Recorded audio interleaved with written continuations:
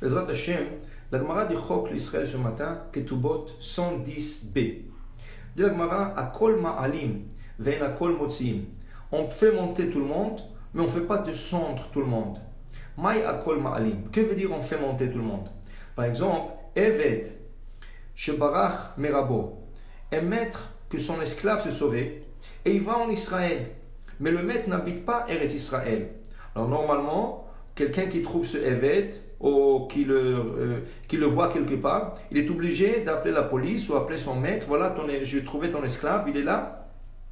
Mais si l'esclave s'est sauvé en Israël, En motziim, on ne lui fait pas sortir d'Israël pour lui donner à son maître qui est en dehors d'Israël. L'esclave a le droit de rester en Israël. Celui qui rentre en Israël, on ne le fait pas sortir d'Israël. Venakol motziim, et on ne le fait pas sortir. Il dit ici, par exemple, quelqu'un qui veut quitter Israël et sa femme ne veut pas quitter. Alors dans ce cas, on ne peut pas forcer la femme à suivre son mari. Et si, chas beshalom, ça arrive même à un divorce, c'est la femme qui a raison et c'est la femme qui encaissera tout l'argent qu'il lui a promis dans sa ketouba.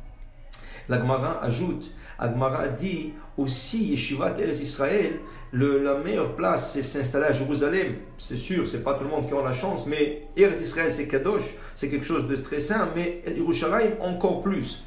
À Kol Ma'alim Yerushalayim.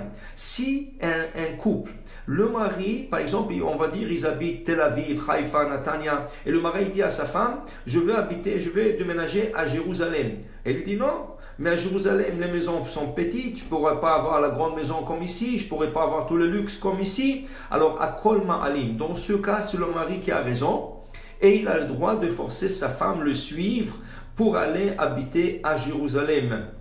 Afilou, minave hayafe, lanave ara, même si lui il habite dans une grande maison et il va déménager dans une petite, il peut forcer sa femme de monter avec lui à Jérusalem. Venakol motziin, mais s'ils habitent à Jérusalem dans un petit appartement, et voilà le mari veut déménager à Tel Aviv, à Natania, à Haïfa, n'importe où, dans un palais, quelque chose de très très beau, mais la femme n'est pas d'accord. El Motziim, lui, il n'a pas le droit de la faire sortir. Et dans ce cas, si lui il insiste, ils pourront même Chas v'Shalom divorcer. Et c'est la femme qui aura raison parce qu'on ne fait pas sortir, on ne sort pas de Jérusalem. Ça veut dire que pour vous dire que vraiment on n'a pas le droit de quitter Israël, on n'a pas le droit de quitter Jérusalem. Et ceci est un halakha dans le Shulchan Aruch et rapporté aussi dans le Maïmonide. La halakha dit qu'il y a 3 raisons seulement pourquoi quelqu'un qui habite Israël ou qu'il est né en Israël ou qu'il a fait la aliyah en Israël, il peut quitter Israël. Une fois que tu es là-bas, tu ne peux pas quitter. Il y a 3 raisons pourquoi on te laissera quitter. La première, pour se marier. Si quelqu'un a besoin de se marier et il cherche, il n'arrive pas à trouver la bonne femme en Israël, on lui propose un bon shidur en dehors d'Israël. Dans ce cas, il pourra quitter Israël pour aller se marier. Ça, c'est une raison qui est valable selon nos chachamim. Une autre raison, pour la parnassa. Quelqu'un qui habite Israël et il n'arrive pas à avoir la parnassa. Et en dehors d'Israël, on lui offre un bon travail avec de bonnes conditions. Ça, c'est une raison que chachamim ont permis pour un homme quitter Israël pour aller trouver sa parnassa. Et la troisième chose, étudier la Torah. Si quelqu'un étudie en Israël et il ne voit pas une bracha dans son étude, et il a essayé une yeshiva en dehors d'Israël, et il voit que là-bas il réussit, il se connecte mieux avec le rabbin, il a de meilleurs amis dans la yeshiva, dans ce cas c'est une raison valable pour nos sages de quitter Israël. Alors pour vous dire vraiment, on espère tous arriver en Israël et on espère arriver vivant. C'est pas après la mort. La Eretz Israël est dit, je vais vous voir vivant, je vais vous voir vivre sur cette terre promise. Mais une fois que tu es là-bas, et si tu ne rentres pas dans la catégorie de ces 3 choses, tu n'as pas le droit de quitter Israël. Et d'ailleurs, celui qui quitte Israël, on dit c'est Yerida. Quand on monte en Israël, on dit Aliyah. Descendre d'Israël, c'est une descente spirituelle. Mais à moins que encore la raison est valable. Il n'y a que 3 raisons valables. Et toujours ça doit se faire avec l'avis de son rabbin, de lui demander est-ce que sa raison est assez valable pour aller et quitter Israël.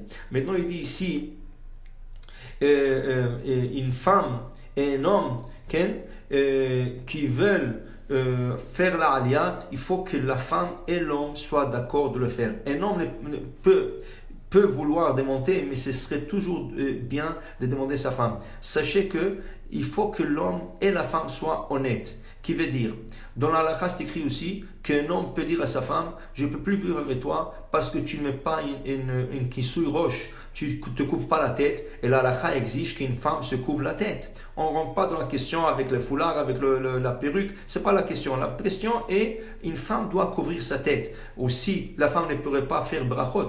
Un homme, quand il fait une bracha, il met une kippa, mais comment la femme fait une bracha? Elle doit couvrir la tête, avec un foulard, avec une perruque, mais il faut absolument couvrir la tête. Et voilà que cette femme ne couvre pas la tête. L'homme est religieux, il fait 3 fois la prière, Shomer Shabbat, tout ce qu'il faut, et il dit à sa femme, écoute, j'ai honte, quand je sors en public, tu n'es pas avec la tête couverte, et je veux ma femme soit avec la tête couverte. Has v'shalom, ça peut arriver à un cas même que l'homme, il peut demander le divorce, parce que sa femme ne couvre pas la tête. Mais il faut que cet homme soit honnête. Il ne faut pas qu'il utilise comme un prétexte de se débarrasser de sa femme. Par exemple, un homme vient en Bedin, et ça c'est un cas vécu. Il est venu à Bedin, il a dit, je ne peux plus vivre avec ma femme, elle ne veut plus couvrir la tête, elle ne veut pas être sniout, il y a plein de choses, alors ça ne m'arrange pas, j'aimerais recommencer ma vie. Alors le Dayan, qui l'a connu, lui dit, mais attends une seconde, des fois tu es au travail et sans kippa, c'est vrai? Il dit oui. Il dit, alors comment tu peux exiger à ta femme de couvrir la tête?